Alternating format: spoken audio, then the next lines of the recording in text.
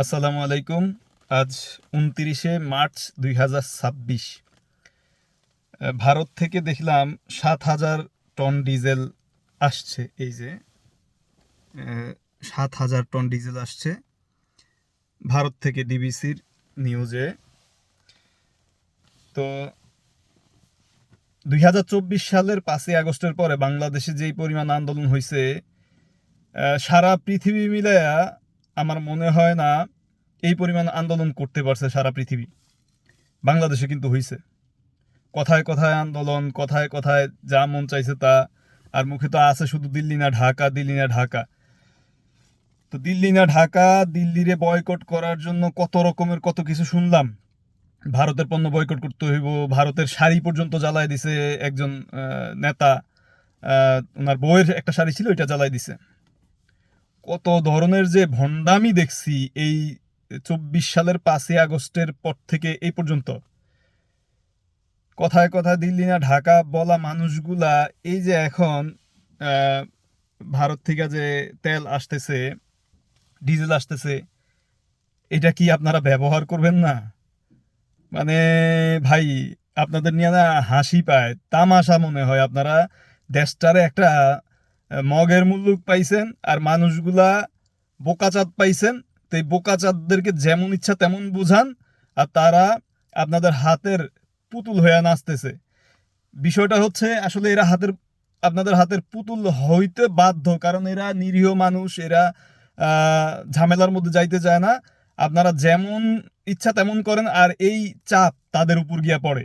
সাধারণ মানুষ মানে হাহাকার করে আপনাদের অন্যায় অবিচার দেখার পর। এরা আসলে কিছুই করতে পারে না। এরা দেখে যে আপনাদের বিরুদ্ধে কথা বললে এদের ঘরবাড়ি জ্বালায়া দেওয়া হয়, এদেরকে পিটানো হয় রাস্তা নামায়, ফ্যাসিস্ট বইলা, ফ্যাসিস্টের দোসর বইলা। তো কথাটা বলবে কে? আপনারা বলছেন যে ২০২৪ সালের ৫ই আগস্টের পরে নাকি দেশে বাক স্বাধীনতা ফেরত আসছে। আপনারা বাক স্বাধীনতা মানে ফিরে আনছেন হাসিনাকে তাড়ায়া। আরে কোন বাক স্বাধীনতা ফেরত আনছেন আপনারা? দেশে কোন বাক স্বাধীনতা আছে দেখান তো। আপনার যারা দেশে আছে এরা যদি কেউ আপনাদের বিরুদ্ধে কথা বলে, আপনারা সাথে সাথে তাকে আওয়ামী লীগে একটা ট্যাগ দিয়া মাইট দৌড় মাসাল্লাহ শুরু হয়ে যায়। মানে আপনাদের বিরুদ্ধে কেউ কোনো কথা বলতে পারে না।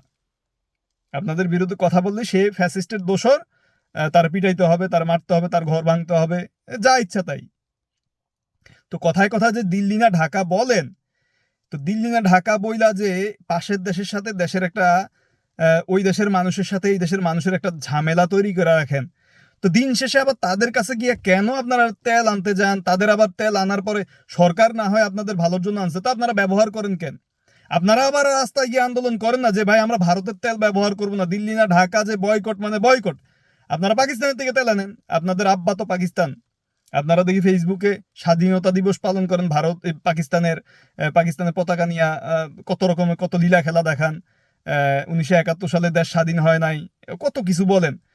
তো আপনারা যে এত কিছু বলেন, এত কিছু করেন, আপনাদের সেই বাপদাদার মানে কি বলে, আপনাদের সেই পুরাতন বাপদাদা যারা ছিল, বা পাকিস্তানে যাদেরকে আপনারা বাপদাদা মনে করেন, তাদের কাছ থেকে নিয়ে আসেন না।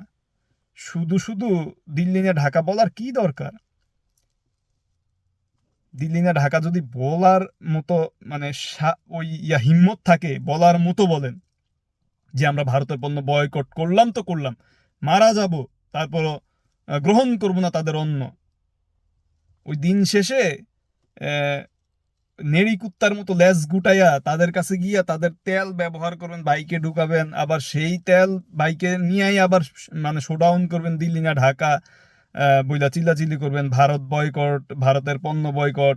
শুনেন একটা কথা বলি, আমরা যেই দেশের সাথেই যুদ্ধ হোক, বা যে যারে পছন্দ করুক বা পছন্দ না করুক, বা সে আমার শত্রু হইল, সে যখন আমার প্রতিবেশী, আমার প্রতিবেশীকে আমার প্রয়োজন হইতে পারে, এটা স্বাভাবিক।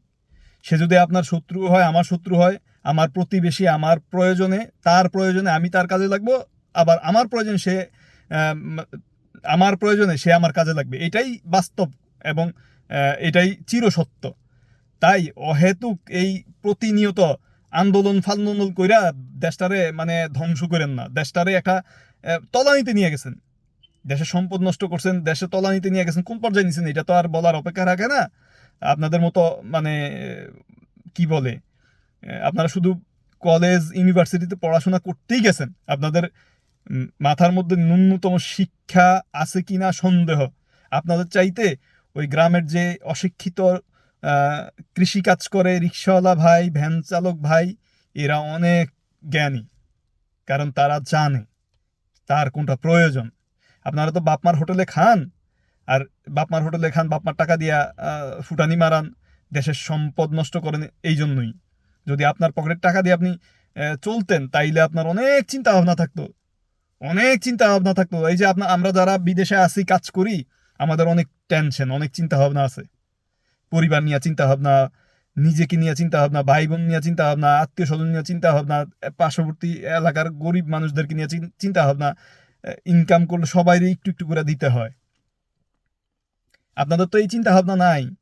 আপনারা এখন একটা মানে ইস্যু পাইছেন, আন্দোলন, আর আন্দোলন করতে করতে সারা দেশটার ধ্বংস করবেন কিভাবে, এই ধান্দায় আছেন। শুনেন, তেল পাশের দেশ থেকে আনা এটা কোনো অপরাধ না, এটা প্রয়োজনে আনতে হবে।